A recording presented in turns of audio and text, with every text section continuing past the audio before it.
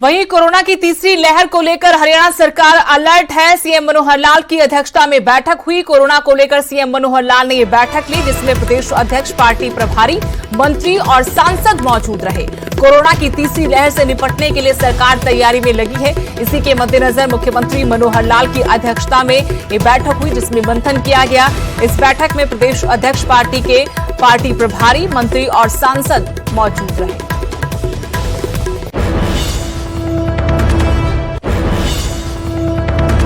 अब आंदोलन के नाम पर तोड़फोड़ की तो महंगी पड़ेगी। जी हां, हरियाणा में यूपी की तर्ज पर संपत्ति क्षति वसूली बिल लागू कर दिया गया है। बिल पर राज्यपाल सत्यदेव नारायण आर्य ने मुहर लगा दी है। अब आंदोलन में किसी भी तरह के नुकसान की भरपाई उपद्रवियों से ही की जाएगी।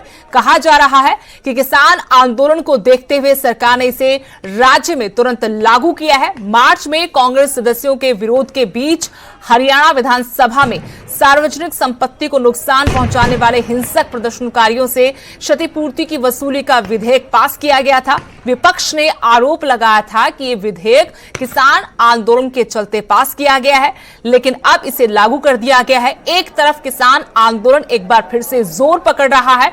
किसान आज 26 मई के दिन काला दिवस मनाते हुए आंदोलन को और तेज करने की तरफ कदम बढ़ा रहे हैं, और दूसरी तरफ हरियाणा में सार्वजनिक क्षति संपत्ति वसूली बिल को लागू कर दिया गया है। यानी अब दंगाइयों से ही नुकसान की भरपाई सरकार करेगी। अगर आंदोलन के नाम पर संपत्ति को नुकसान पहुंचाया तो उसकी पूर्ति, उसकी भरपाई आंदोलनकारियों से, उपद्रवियों से ही की जाएगी।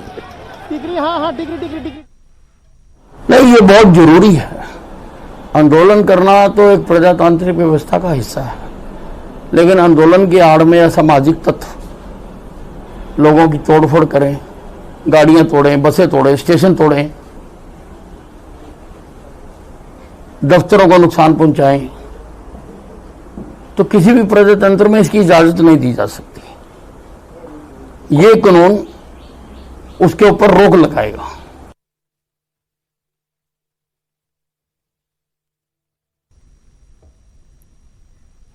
उधर किसानों के आंदोलन को 6 महीने पूरे हो गए हैं, लेकिन सवाल अभी भी कृषि कानूनों पर ही टिका है। किसान कृषि कानूनों को रद्द करवाने की मांग पर अड़े हैं और केंद्र सरकार इसके पक्ष में नहीं है।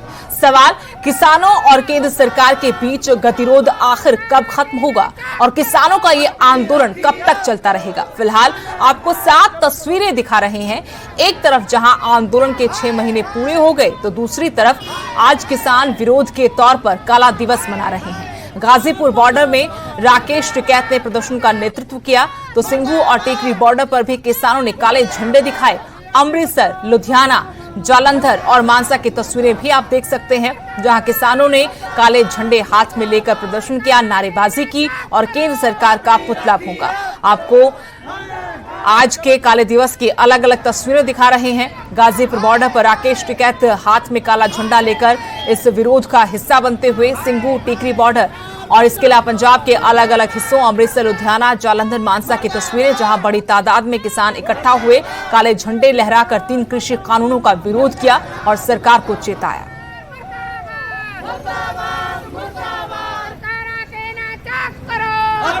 हरियाणा के किसानों ने भी विरोध प्रदर्शन का समर्थन किया। काले झंडे लेकर सरकार के खिलाफ नारेबाजी की। जींद और कुरुक्षेत्र की तस्वीरें आपको दिखाते हैं, जहां बड़ी तादाद में किसानों ने केंद्र सरकार के खिलाफ प्रदर्शन किया और 3 कृषि कानूनों को लेकर अपना विरोध जताया। किसानों के मुताबिक केंद्र सरकार जब तक तीनों कृषि कानून रद्द नहीं करती है, तब तक उनका आंदोलन चलता रहेगा। जींद और कुरुक्षेत्र की 2 तस्वीरें आप देख पा रहे हैं, जहां बड़ी तादाद में किसान आज इकट्ठा हुए, हाथों में काले झंडे लेकर नारेबाजी करते हुए केंद्र सरकार का विरोध, और साथ ही कहा कि जब तक सरकार तीनों कृषि कानून रद्द नहीं करती, वो पीछे नहीं हटेंगे, यानी आंदोलन चलता रहेगा।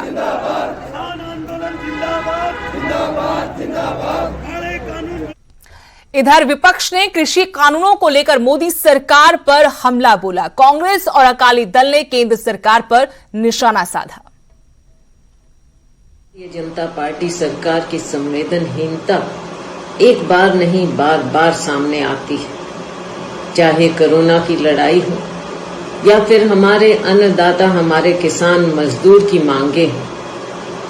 फिर से हमारा किसान मजदूर मजबूर हो गया है अपनी मांगों को लेकर सड़क पर आने को, प्रदर्शन करने को। कांग्रेस पार्टी हमारे अन्नदाता की मांगों का पूरा समर्थन करती है। हमारी नेता श्रीमती सोनिया गांधी जी ने और 11 अन्य पार्टियों ने ये मांग की है कि तुरंत भारतीय जनता पार्टी सरकार तीनों काले कृषि कानून वापस करे और न्यूनतम समर्थन मूल्य का कानूनी प्रावधान करे। कांग्रेस पार्टी हमारे अन्नदाता, किसान मजदूर के साथ खड़ी थी, खड़ी है और खड़ी रहेगी। 6 ਮਹੀਨੇ 180 ਦਿਨਾਂ ਤੋਂ ਵੱਧ ਹੋ ਗਏ ਆ ਜਦੋਂ ਪੰਜਾਬ ਦੇ ਤੇ ਦੇਸ਼ ਦੇ ਕਿਸਾਨ ਜਾ ਕੇ ਦਿੱਲੀ ਦੇ ਬਾਰਡਰਾਂ ਤੇ ਆਪ ਦਾ ਰੋਸ ਦਾ ਪ੍ਰਗਟਾਵਾ ਕਰ ਰਹੇ।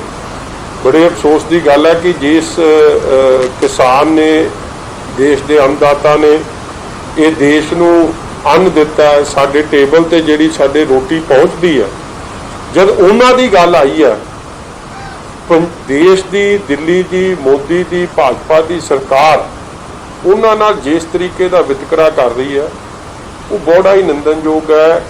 ਜਿੰਨੇ ਵੀ सख्त लफ्ज़ों नाल कंडेम कर दिए, मैं समझदा लब छूट। अगली बड़ी खबर पहलवान सागर धनखड़ हत्याकांड से जुड़ी, जिसमें पहलवान सुशील कुमार के 4 साथी गिरफ्तार हुए हैं और इस हत्याकांड से ही इनके तार जुड़े हुए हैं। सभी आरोपी काला असौड़ा गैंग के गुर्गे बताए गए हैं। सागर की हत्या से सभी का कनेक्शन बताया जा रहा है। आरोपियों के खिलाफ पहले से ही कई मामले दर्ज भी हैं। गिरफ्तार सभी 4 आरोपी हरियाणा के रहने वाले हैं। आपको बता दें कि जूनियर पहलवान सागर धनखड़ की छत्रसाल स्टेडियम में पीट कर हत्या की गई थी। इस हत्या के आरोप में पूर्व ओलंपियन सुशील कुमार को गिरफ्तार किया था, उसके एक साथी को भी गिरफ्तार किया था। अब इसी मामले में जब पुलिस सुशील कुमार से पूछताछ कर रही है तो 4 और लोगों की गिरफ्तारी हुई है। इस हत्याकांड में सभी आरोपी काला असौड़ा गैंग के गुर्गे बताए गए हैं और इनके तार भी सागर की हत्या से जुड़े हुए हैं। आरोपियों पर पहले से ही कई मुकदमे दर्ज हैं और सभी आरोपी हरियाणा के रहने वाले हैं।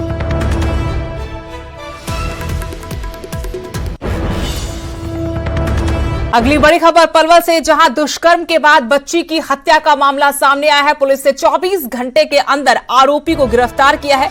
झुग्गी से आरोपी ने 6 साल की मासूम बच्ची को अगवा किया था। पड़ोसी युवक पर ही दुष्कर्म और हत्या का आरोप है। आपको बता दें कि बच्ची का शव खेतों से बरामद हुआ था। जानकारी के मुताबिक बच्ची की हत्या गला दबाकर की गई थी।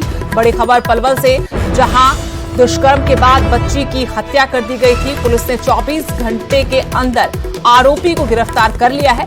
झुग्गी से आरोपी ने 6 साल की मासूम बच्ची को अगवा किया, उसके साथ हैवानियत की और फिर उसकी गला दबाकर हत्या कर दी। हत्या का आरोप पड़ोसी युवक पर ही है, जिसे पुलिस ने गिरफ्तार कर लिया है।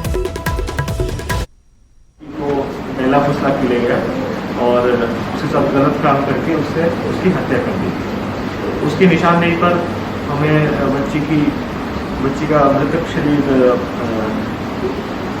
पीछे ही थोड़े दूर से बरामद हुआ और बाकी जो भी उसके बाद टेक्निकल चीज़ें हैं, सीन ऑफ क्राइम टीम और वो सारी की गई और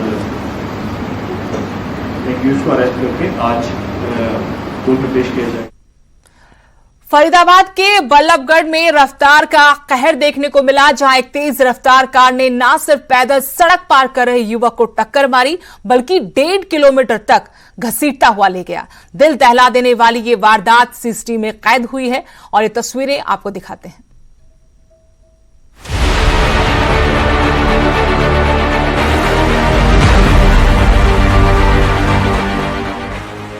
दिल दहला देने वाली वारदात, सड़क पार करते युवक को कार की जबरदस्त टक्कर, दूर तक घसीटती ले गई कार और युवक को मार मौके से फरार हुआ कार सवार।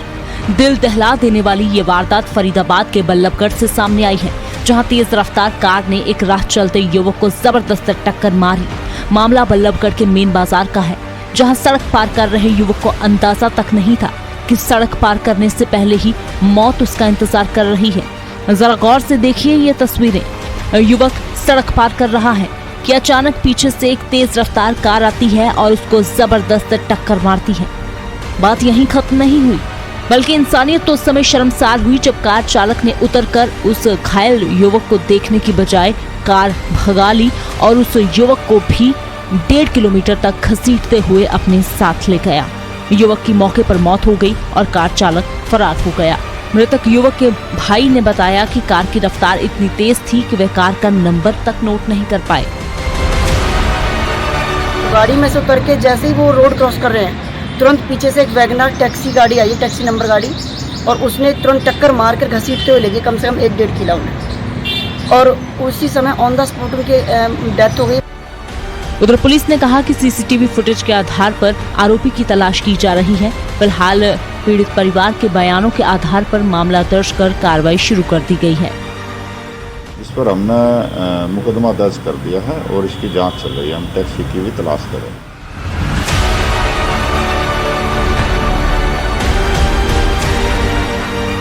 बता दें कि बेशक प्रशासन ने तेज रफ्तारी करने वालों के खिलाफ कई कड़े नियम बनाए हैं, लेकिन बावजूद उसके उन नियमों का पालन नहीं होता और आए दिन कई कीमती जानें इस तेज रफ्तार की भेंट चढ़ती है। पुलिस प्रशासन को जरूरत है ये देखने की कि उनके बनाए नियमों का कितना पालन हो रहा है और तेज रफ्तार के साथ जान लेने वाले इन आरोपियों को कड़ी से कड़ी सजा मिलनी चाहिए, ताकि सड़कों पर मनमानी करने वालों पर काबू पाया जा सके। Bureau report, news 18।